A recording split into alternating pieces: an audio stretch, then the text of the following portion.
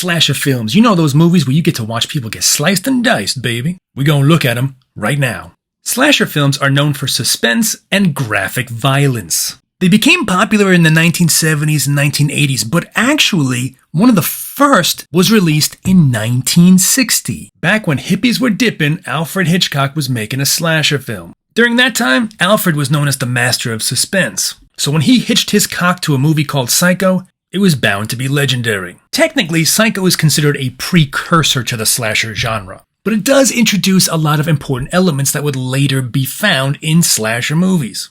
It uses tons of psychological tension, has a crazy twist ending, and included a shower death scene so scary that some people back then stopped showering out of fear. Or, at least that's what they said. Between you and me, it's probably because they just like being dirty, but whatever. The evil villain in the film, Norman Bates, was actually based on true-life serial killer Ed Gein, who, as far as psychos go, was considered crazy among crazies. He notoriously collected body parts from his victims so that he could rebuild his deceased mother, like some sort of wacky Frankenstein project. Only, it was more like he created a bodysuit of his mother, so that he could essentially dress up like her or become her, like a Halloween Spider-Man costume. You know, totally normal stuff. Also that year, a far less known but also influential film came out called Peeping Tom. This is remembered because parts of the movie are shot from the killer's point of view. Peekaboo, it's me, the killer. And this is a technique that would be used in later films. But for the true slasher films that most people think of, we have to puff up our afros and jump to the 1970s. One of the key early examples of a slasher film is the Texas Chainsaw Massacre. It had a lot of violence, and one of the first supervillains in Leatherface, aka Bubba Past the Moisturizer Sawyer, the chainsaw-wielding madman. Leatherface was a large, silent, masked killer, and the mask he was wearing was made from human skin, thus the name Leatherface. Much like the Norman Bates character, this idea also came from Ed Gein's Playbook of Lunacy. If that guy only knew how influential he'd be. The use of the mask was intended to dehumanize the character so he came across as more terrifying, because you can't even see what he looks like. There is no human face to him, so there's no way to try to connect with him on a human level. Unlike Norman Bates, who maybe you can start to understand, he's a nerdy mama's boy, maybe he has some pent-up anger because nobody took him to prom, Leatherface has none of that. He's just a brutal, inbred cannibal, just like my Uncle Johnny. Now, one of the other keys to the Texas Chainsaw Massacre film is the isolated setting. It takes place at a rural house far from civilization, which would later become another common trope in slasher films, because isolation creates a sense of helplessness and vulnerability, which heightens the suspense. Of course, the only thing scarier than a psycho killer is a psycho killer in a place where no one can save you from a psycho killer. One important technique that this film introduced was the concept of the final girl. This refers to what would later become a common plot in which all the characters are killed except for one super empowered girl who has avoided the killer like a game of tag. Until, of course, the final scene where she battles him with determination and occasionally a bit of sass. That same year, another influential film called Black Christmas was released. This revived the use of the killer's point of view shots. Furthermore, the film left the killer's identity and motives completely unknown, which used ambiguity to fuel the audience's fear. After all, what's scarier than being targeted by a total stranger for no known reason? The randomness of it all upsets people's sense of balance.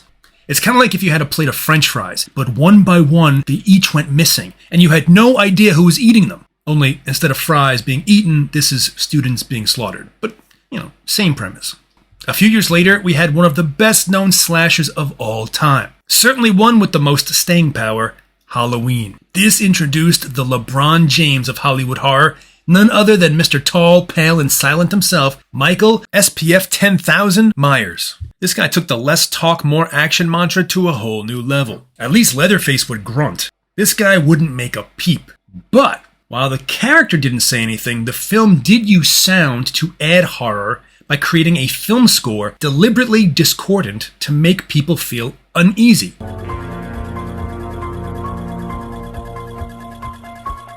This movie also used the final girl trope, similar to Texas Chainsaw Massacre, but instead of using isolation to create a fearful setting, it instead used comfort and familiarity, because the setting is a suburban town, similar to the towns that many people in the audience lived in. And that boosted the fear factor because it suggests that you're never safe, even if you're in the place you feel the most safe. Another influential film, using many of the same tropes as Halloween, was Friday the 13th.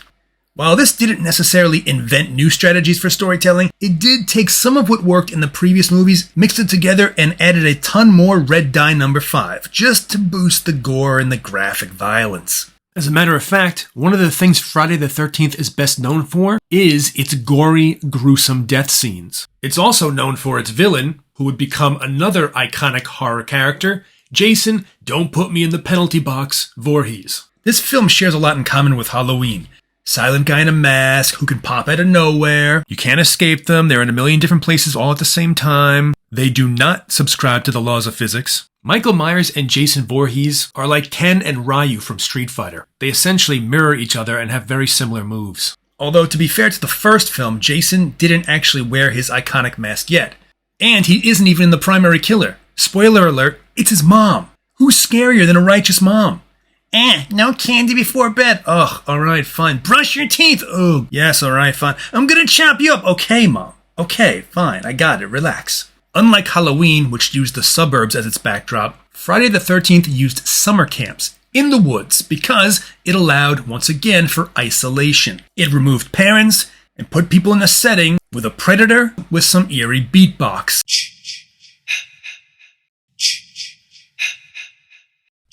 My name is Jason.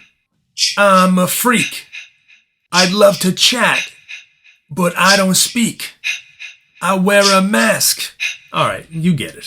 The last of the traditional slashers we'll look at is A Nightmare on Elm Street, which features another franchise horror villain, Freddy Filthy Fedora Krueger. Once again, this built upon the previous tropes, but added a supernatural element to it. It blended dreams and reality to play with the setting, as often characters couldn't tell if they were asleep or if they were just really bored in math class. And this allowed for certain tricks and misdirections that more realistic films wouldn't allow. Unlike his strong silent slasher pals like Myers and Jason, Freddy speaks, and in doing so he shows off a ton of personality. I mean, the dude drops one-liners like he's preparing for an open mic night. You're big breaking TV. I guess he's trying to show off that razor-sharp wit. Oh, blech.